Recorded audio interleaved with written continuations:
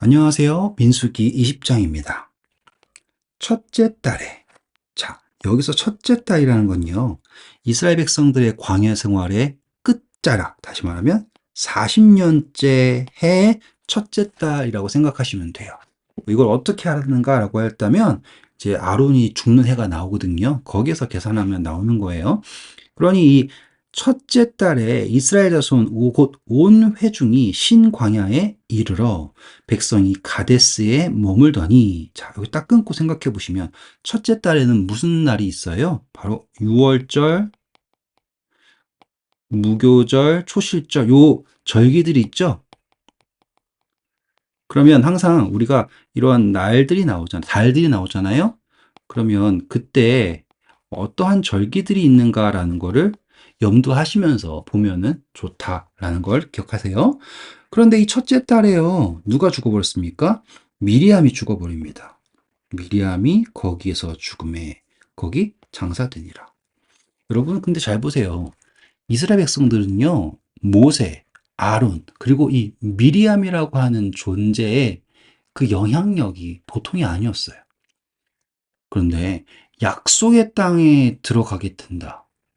약속의 땅에 들어가게 된다. 그것을 믿고서 이 세 명의 리더를 쫓아왔는데, 정작 미리암이 새로운 것도 아니에요. 신광야예요. 매번 왔던데 거기에서 가나안에 들어가지 못하고 죽어서 장사가 됩니다. 사람들의 마음이 어떨까요? 게다가 회중이 물이 없으므로 모세와 아론에게로 모여드니, 이제 사람들의 불만이 그냥 솟구쳐 오르는 거예요. 백성이 모세와 다투어 말하되 이르되 우리 형제들이 여호와 앞에서 죽을 때 우리도 죽었더라면 좋을 뻔하였도다. 왜요? 죽고 싶어서가 아니에요. 광야에서 그렇게 고생을 했는데 정작 미리암도 죽고, 게다가 너희가 어찌하여 여호와의 회중을 이 광야로 인도하여 우리와 우리 짐승이 다 여기에서 죽게 하느냐? 너희가 어찌하여 우리를 애굽에서 나오게 하여 이 나쁜 곳으로 인도하였느냐? 이곳에는 파종할 곳이 없고 무화과도 없고 포도도 없고 석류도 없고 게다가 마실 물도 없도다라고 얘기합니다. 어딜 말하고 있어요? 이곳이요. 광야를 말하고 있습니다. 왜요? 가나안 땅, 약속의 땅에 들어가게 해준다 해놓고서는 들어가지도 못하고, 여기서 우리는 지금 뭐 하는 거냐? 불만을 가질만 하죠. 그렇죠? 그때 모세와 아론이 회중 앞을 떠나 회막 문에 이르러 엎드림에 여호와의 영광이 그들에게 나타나며 여호와께서 모세에게 말씀하여 이르시되 지팡이를 가지고 내 형 아론과 함께 회중을 모으고 그들의 목전에서 너는 반석에게 명령하여 물을 내라 하라. 중요하겠죠? 반석에게 명령해서 물을 내라 하라. 내가 그 반석이 물을 내게 하여 회중과 그들의 짐승에게 마시게 할지니라. 여기에서 지금 여러분 집중하셔야 됐거든요. 하나님이 지팡이를 가지고서요, 그쵸? 지팡이를 가지고서요, 회중을 모은 후에 회중의 목전에서, 오는 앞에서 반석에게 명령을 하라고 하신 거예요. 이런 것들을 잘 염두하고 보셔야 돼요. 그냥 가서 명령하라 하지 않고요. 하나님께서 명하신 지팡이를 들고 가야 돼요. 우리 전 시간에 아론의 쌍난 지팡이가 뭘 상징한다 기억나시죠? 지팡이는 바로 지도력을 말하는 거예요. 자, 9절입니다. 모세가 그 명령한 대로 여호와 앞에서 지팡이를 잡으니라. 그렇죠? 오, 이 지팡이가 어디 있는 지팡이인 거예요? 여호와 앞에서 지팡이를 잡았다.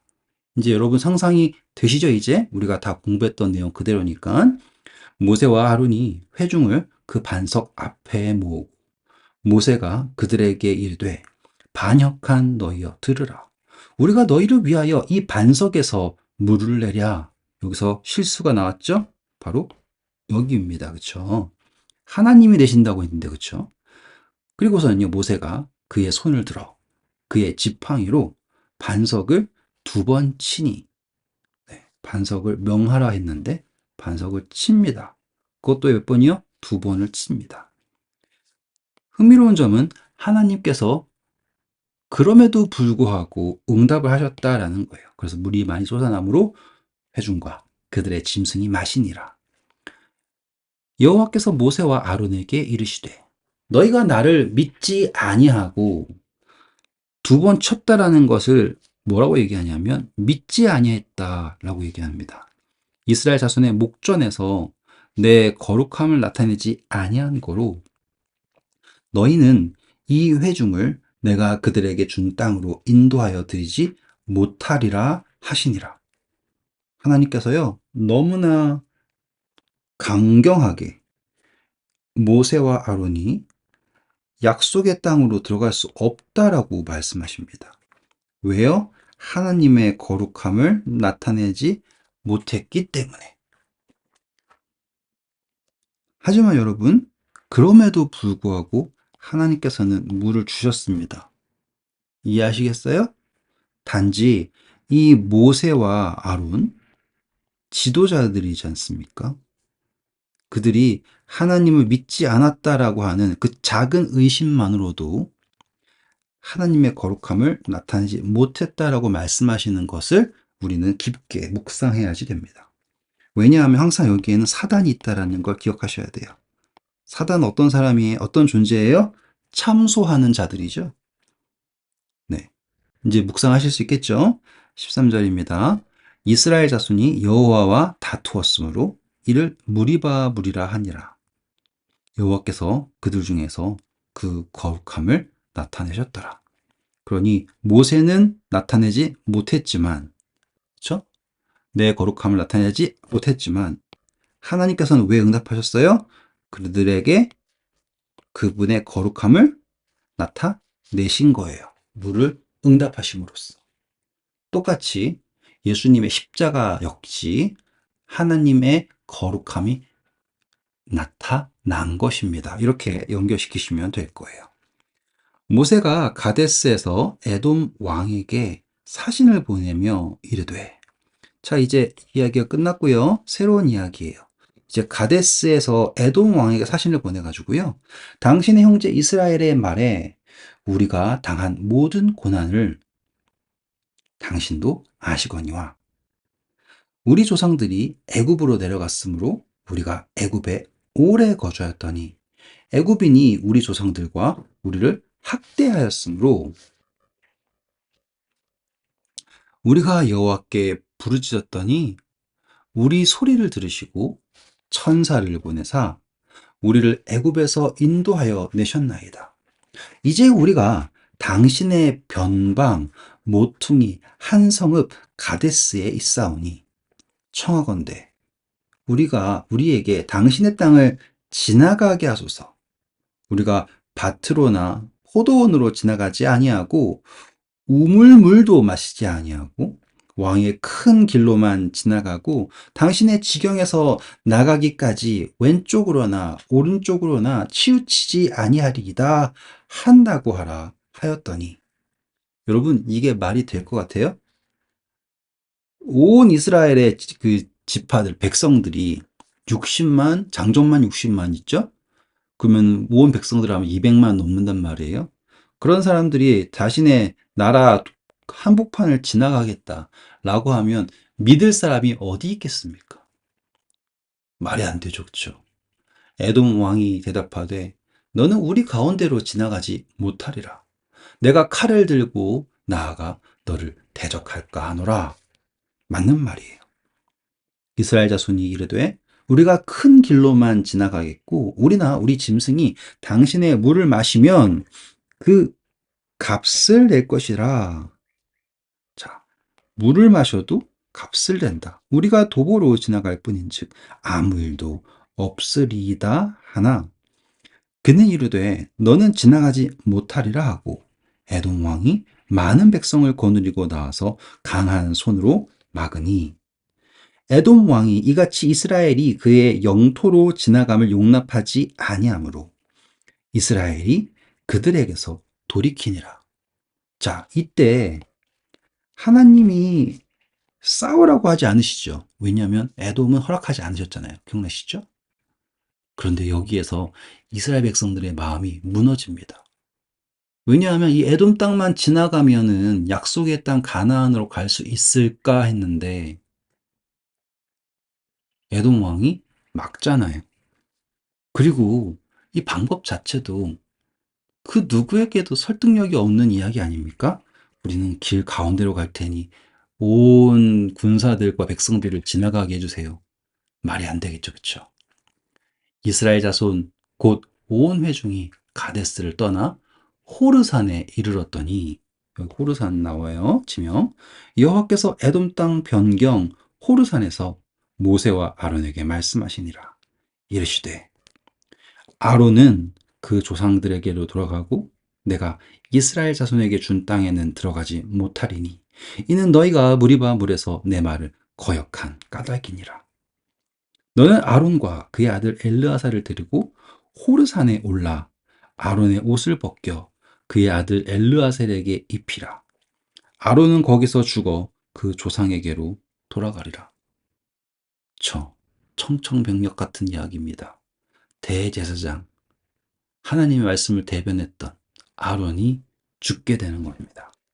모세가 여호와의 명령을 따라 그들과 함께 회중의 목전에서 호르산에 오르니라. 자, 여기 보세요. 명령을 따라서요. 그들과 함께 회중의 목전에서 호르산에 오릅니다. 그리고서는요. 잘 보세요.